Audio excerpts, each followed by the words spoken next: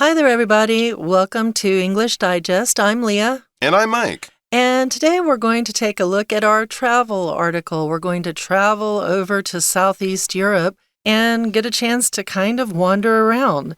That's why we're going to be exploring Southeast Europe's charms in Dubrovnik and Kotor. So that's two places in Southeast Europe. Dubrovnik being in Croatia and Kotor being in Montenegro, which we'll talk about soon. That's right. A lot of people might be familiar with the town of Dubrovnik. It's very, very famous. One of those must-visit locations like the island of Santorini in Greece. It's very photogenic, and also like Santorini in Greece, a lot of tourists arrive in Dubrovnik by ship. It's a very popular cruise ship stop, port, and destination. And we will have a bit of a warning about those crowds of cruise ship holiday makers. Every time one of those ships pulls up, thousands of people can come off the boat and clog the city streets. So we will have a bit of advice for smart tourists who want to avoid those crowds. But we'll also be pointing out some of the amazing things in the wonderful history you will get to experience in this part of the Balkans. I guess we also call that area the Balkan countries. The former Yugoslavian countries, which are now their own little nations. And so, yeah, let's check it out. Yep, so let's now take a listen to the whole article, and we'll be right back. In the past, Southeast Europe earned the nickname the powder keg of Europe due to its unstable state. But today, it offers much more than its bitter history suggests. Join us as we uncover the beautiful landscapes and untold stories of Dubrovnik in Croatia and Kotor in Montenegro. Celebrated as the Pearl of the Adriatic, Dubrovnik boasts remarkable medieval architecture and spectacular coastal views. Stradon, its main street, blends history with contemporary life, with cafes and shops in buildings that have stood for centuries. This path guides you through the Old Town, a UNESCO World Heritage Site, where a collection of churches, monasteries, palaces, and fountains from various eras awaits you. Enclosing the Old Town, the walls of Dubrovnik stretch for nearly 2,000 meters and offer gorgeous views of the Adriatic Sea. Together with Fort Lovrijenac, the walls have famously doubled as key locations in the TV series Game of Thrones, making Dubrovnik a premier destination for tourists. Dubrovnik's path to becoming a cherished tourist destination was not always smooth. In the 1990s, the Croatian War of Independence caused severe damage, prompting UNESCO to declare the city a World Heritage Site in danger. Having been restored and excluded from the endangered list, it stands as a symbol of peace and beauty today. It's worth noting that Dubrovnik can get overwhelmingly crowded during the peak months of July and August. To avoid the tourist rush while still soaking up the sun, consider visiting in May, June, September, or October. If you're up for more exploration, Kotor in neighboring Montenegro provides a splendid alternative, with shorter travel distances than other major cities in Croatia from Dubrovnik. All right, as we look into the first sentence, it says, in the past, Southeast Europe earned the nickname the powder keg of Europe due to its unstable state. But today it offers much more than its bitter history suggests. So in the past, once upon a time, Southeast Europe, the area of, say, Slovenia, Bosnia and Herzegovina, Serbia, Albania, Kosovo, that area had a nickname. It earned a nickname. It meant that it was heard so many times that it became something that everybody knew it as. And it was the powder keg of Europe, which is not a very good nickname because it hints that at any time it could explode. A keg here, a powder keg, is a big barrel full of powder.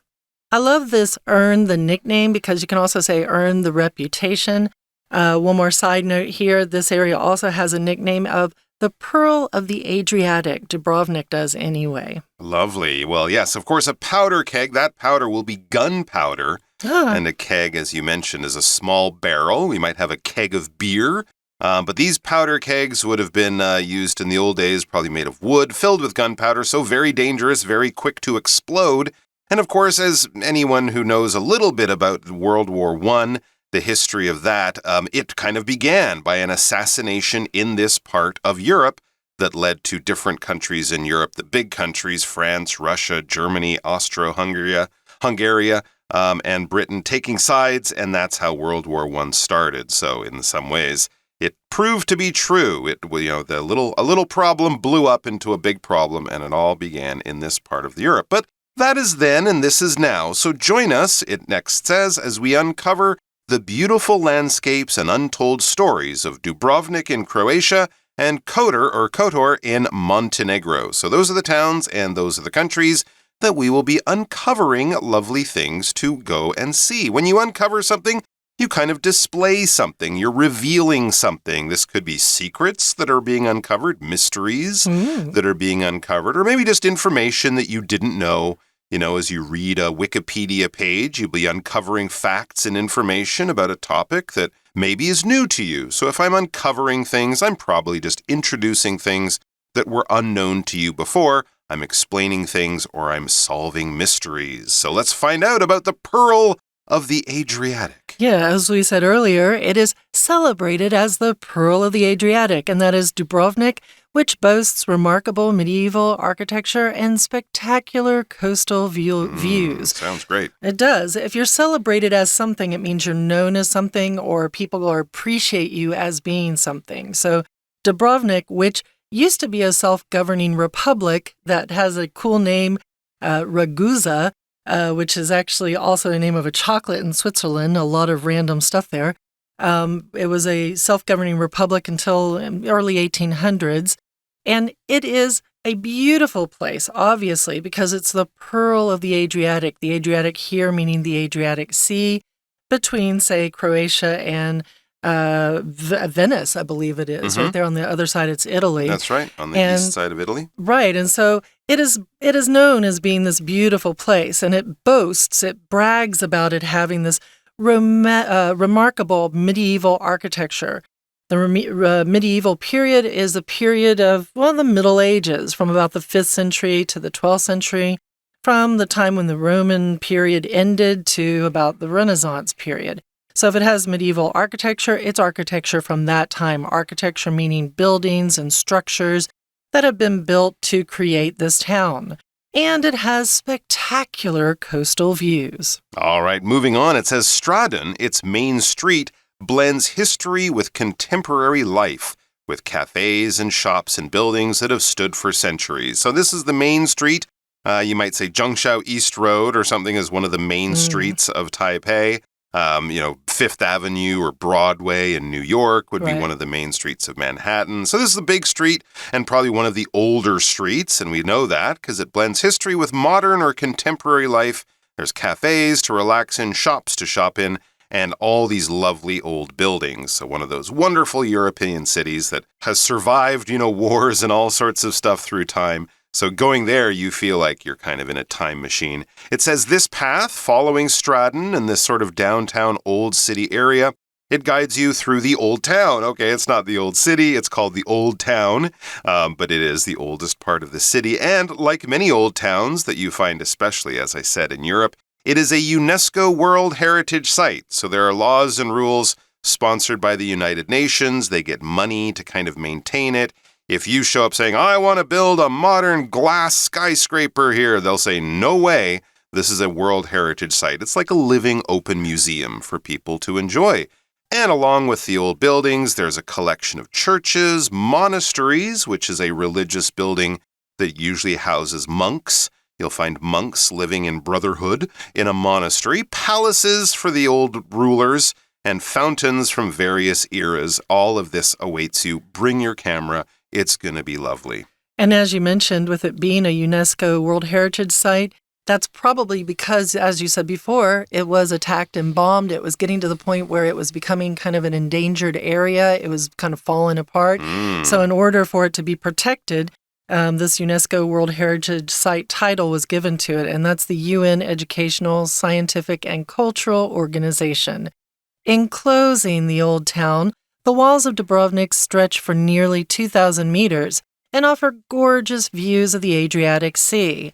All right, so if you enclose something, you surround it in something. You can enclose something with a wall. You can enclose something with a fence. You can enclose someone in your arms and give them a big, happy hug. So this is enclosing the old town, and that is done by what? Well, the walls of Dubrovnik. You can pay like, I don't know, €30 or so to go and walk along these walls and get some pretty incredible views. But of course, then you're almost paying the money that you pay to go to, I don't know, like an amusement park for a day. So you have to decide if you are ready to fork that out when you're traveling. Yet it stretches nearly 2,000 meters, so that's quite a distance, and has gorgeous views of the Adriatic Sea. And again, as we said, that is the Mediterranean Sea between Italy and the Balkan Peninsula. That's right. If you've ever seen pictures, those walls seem to rise straight up from the rocks that touch into the ocean. It's really quite lovely. And as you can see, we capitalize walls there because that is the official name. So if you're looking for tours or signs, if you're ever in Dubrovnik, just follow the signs that say the walls of Dubrovnik, because that is literally what they are leading you to. And yes, wear your comfortable shoes. That 2-kilometer or 2,000-meter walk along the walls would be lovely, but could be lead to tired feet. It says, together with Fort Lovrianats, the walls have famously doubled as key locations in the TV series Game of Thrones, making Dubrovnik a premier destination for tourists. Ooh, so yes, this is kind of how old it is. They can actually film Dubrovnik today and make it look like a castle from medieval times. They don't have those big glass skyscrapers and modern luxury hotels. It's an old-looking city, even though it's still living, it still exists and is very popular in the modern era. So this is the name of the fort. I guess it could be a castle. Forts are similar. Military buildings often built to control an area of land. Forts will probably be a little bit smaller and may not have had royalty, kings or queens living them. And this one's actually right in the middle, right by the side of the water. So it's protecting anybody who's trying to get in. So it probably worked as a customs house too, collecting, taxes and duties and stuff. But yes, it's basically a military building, a little bit smaller than a castle, but similar. It said the walls and the fort, the castle or the fort, have famously doubled as key locations in the TV series Game of Thrones. Game of Thrones. Never heard of this show. I'm just joking. But if you ever watched Game of Thrones and you saw some of those castles, especially a castle that, had the ocean right at the foot of its walls, that may have been actually Dubrovnik. So if you're a fan of the TV show, I think Northern Ireland is where they filmed a lot of it. Yeah. And then some of the locations were also filmed over there in Croatia. So you might be among a whole gathering of Game of Thrones fans. This is a popular HBO television show on for, 8 or 9 seasons. I think they have kind of a new version based on some famous novels. And yes, it's basically a medieval tale, kind of like Lord of the Rings, mixing in a bit of, real history to create this fictional story of rich, powerful families, double-crossing each other and all that kind of stuff. Fighting over the throne, a throne being the large chair that a king or queen will sit in, especially when they get crowned, when they get the crown placed on their head during the coronation. If you watched King Charles's coronation from late last year, you will have seen him sitting on that big golden chair in the middle of Westminster Abbey. That was his throne. And this makes Dubrovnik a premier destination for tourists. Something premier is first class, number one. It's really, really good. It's top of the list. It's very, very popular.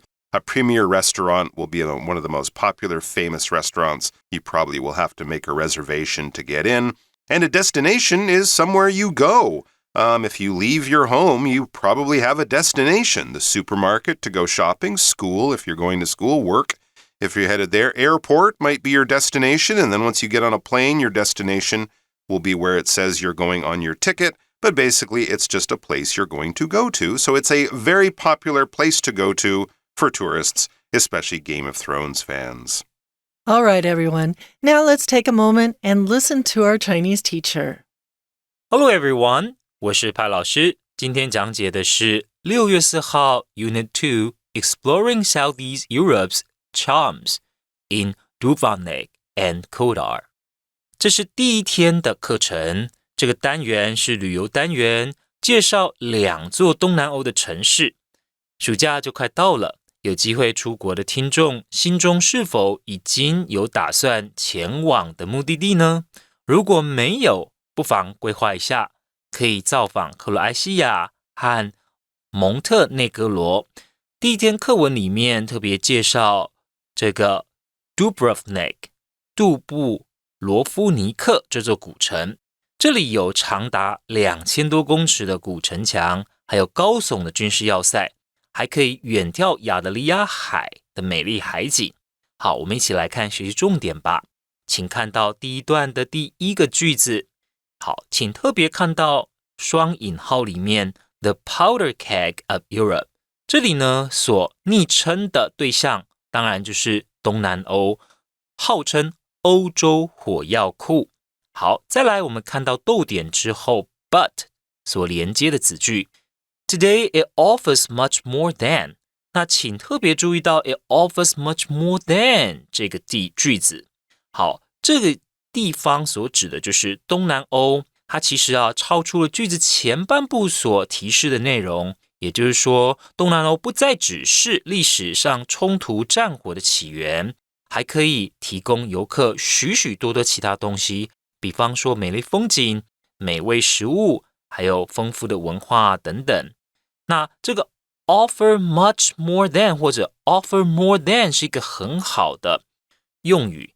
我们比方说 This new phone offers more than just great photos. It also has a long battery life. 意思是这款新手机不止拍照效果很棒，而且电池续航力也很长。那再来我们看一下第二个句子，就清楚地点出文章要介绍的就是这2个国家的2座城市。那特别针对哪些地方呢？ Beautiful landscapes and untold stories， 所以有自然的景色，那还有一些人文的故事。再来我们看到第二段的第一个句子，请特别注意，这是一个分词构句 celebrated as， 它到底是指什么意思呢？这边跟庆祝毫无关系。 celebrated as 是指某个地方有什么样的美名。好，那我们知道这座城市 Dubrovnik它怎么样呢？它有这个所谓的亚得里亚海珍珠的美名。那我们再看到主要子句的部分 Dubrovnik 后面这个主要动词 both， 那这在英文里面很常见，通常我们就直接翻译成拥有什么，而且通常就是正向的好的东西。再来请同学呢看到我们的第二个句子，有一条主要街道叫 Straden，那它怎么样呢？在这条街道上可以看得到过去的历史，也可以看到现代生活。It blends history with contemporary life， 把这2者融合在一起。怎么说？因为这里有好几百年的建筑物 buildings that have stood for centuries。 那有古老的建筑以外呢，还有现代的咖啡厅，还有商店。再来请特别注意的是第5个句子，在最后面Making Dubrovnik a premier destination for tourists。 好，这个 premier 所指的就是首选的，是指重要性或者排名呢是第一的，首选的观光胜地。 Okay, so we're going to take a quick break and then we'll be right back.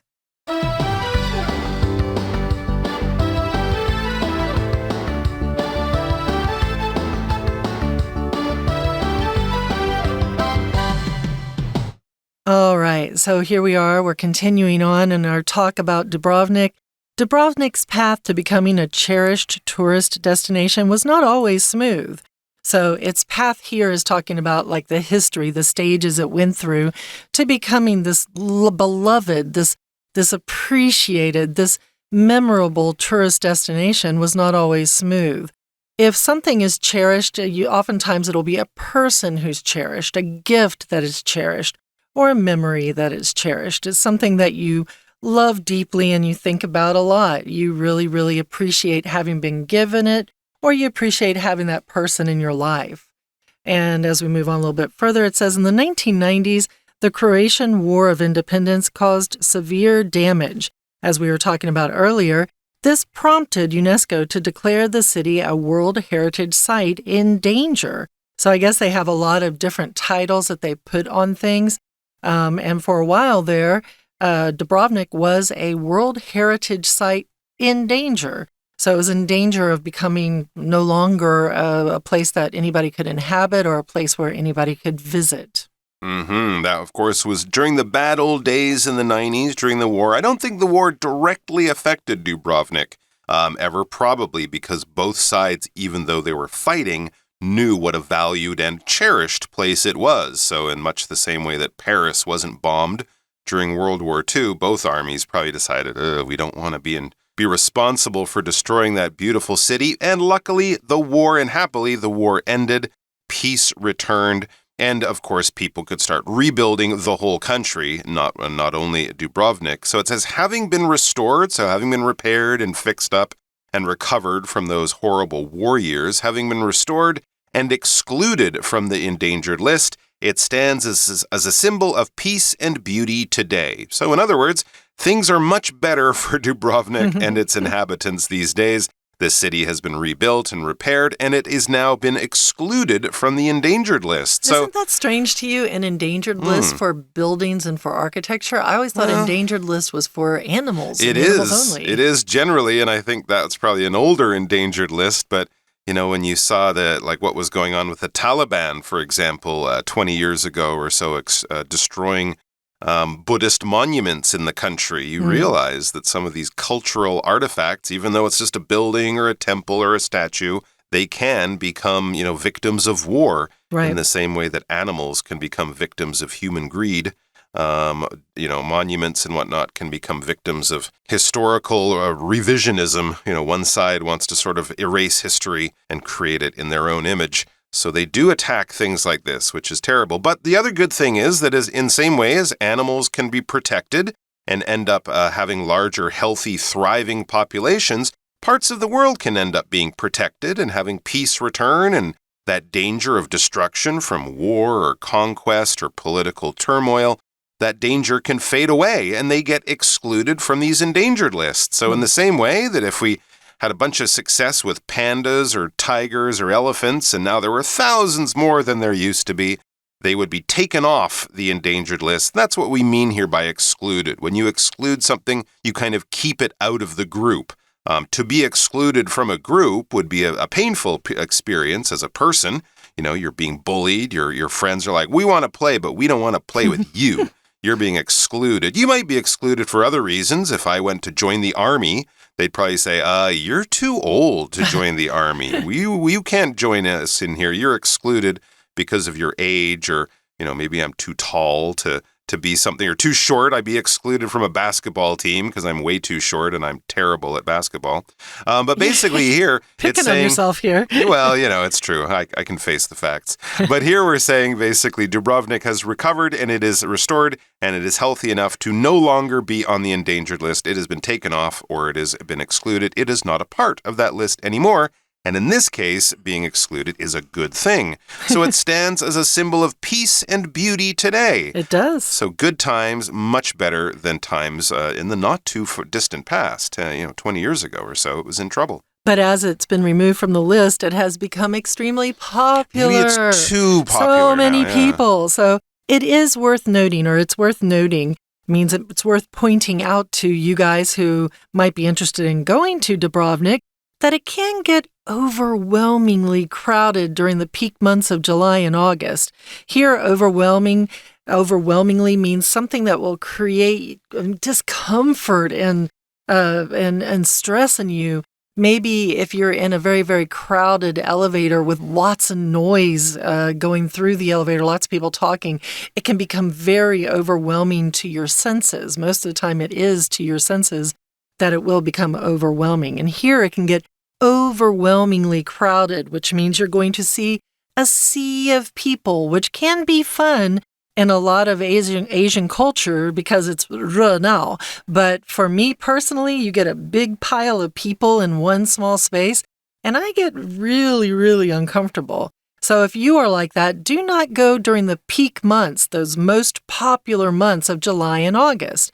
And to avoid the tourist rush while still soaking up the sun, go instead consider visiting in May, June, September, or October. So these are not the peak months. These are still, good times to go. The weather's nice.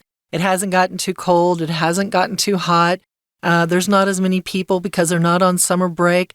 But hey, those might be the times you want to go and visit if you don't want to be overwhelmed by the masses of humanity. Absolutely. Not only would it be physically uncomfortable in those crowds, but imagine trying to find a hotel room or a table in a restaurant at dinner time. Everything would be much harder in July and August. It says if you're up for more exploration, so if you don't mind, heading off a little bit further away from a bigger place like Dubrovnik, if you're up for more exploration, maybe rent your own car, that kind of idea, Kotor in neighboring Montenegro provides a splendid alternative with shorter travel distances than other major cities in Croatia from Dubrovnik. So that's kind of a nice idea. Maybe if you are there in July and August, just because that's your travel schedule, maybe skip Dubrovnik or only go there for a quick day trip. Spend more of your time over in Kotor. It's in neighboring, Montenegro. So this is another country. You will have to drive over a border, but I believe all of these countries are part of the European Union. And so the good thing is you might have to show your passport, but probably not. You can probably just drive straight across the border because, once you enter Europe, you can kind of enter all those countries, no matter what. So this is also a splendid or wonderful alternative. An alternative is an option. It's another choice. You don't have to do A, here's B, or here's C. These are alternatives to A, right? So if you look at a menu in a restaurant, you're looking at alternatives for what you can eat or drink or have for dessert. If someone says, we don't have that, we sold out of our popular, chicken dish, but we have pork as an alternative. We have this as another choice, as an option. So this is a good option. And it points out there are shorter travel distances than other cities in Croatia, so less time on the road if you're driving or taking a bus. So that is another good idea. And honestly, I'd never heard of Kotor, so this is kind of a new thing for me too. So that definitely sounds like something it might be a good idea to check out. And the good news is we'll be checking it out tomorrow. But before we do that, let's stop now and listen to our Chinese teacher once again. 再来，我们看到第3段。请注意，第3段第一个句子是这个段落的主题句。Dubrovnik's path to becoming a cherished tourist destination was not always smooth. 第一个句子就点出来，现在大家都知道 Dubrovnik 这个地方是一个重要的观光胜地，可是其实成为观光胜地这一路来的发展并不是那么顺利。那后面当然就要去解释为什么不是那么的顺利了。那第二个句子我们就可以看得到，原来过去呢曾经受到战争严重破坏。The Croatian War of Independence caused severe damage. 这个 severe 就是在修饰破坏的严重程度。那再来第3个句子告诉我们，原来这座城市是浴火凤凰 having been restored. 好，所以经过修复 restored这里用被动语态，就是经过修复，那才从这个评为的名单当中受到排除，不再是评为的城市或世界遗产。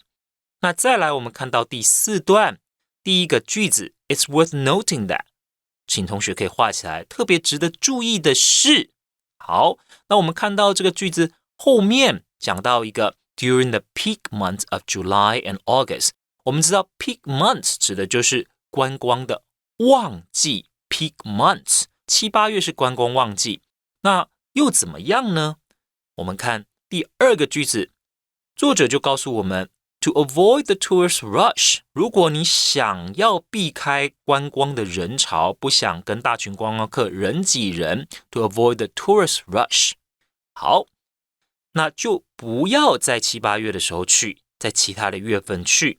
那我们再看到第3个句子，第3个句子呢，其实是告诉我们接下来他介绍的是另外一座城市，位于呢邻近的国家 Montenegro。 什么城市呢？就是 Kotor。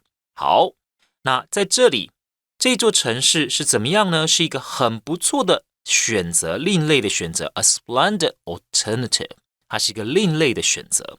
好，以上就是我们针对这个旅游单元第一天课程所做的中文讲解，谢谢大家。All right, folks, so we've looked into Dubrovnik, and if you come back and join us again tomorrow, we're going to continue on with our travel article, and we're going to look into Kotor. And that's all for us today at English Digest. I'm Leah. And I'm Mike. Bye. Bye-bye.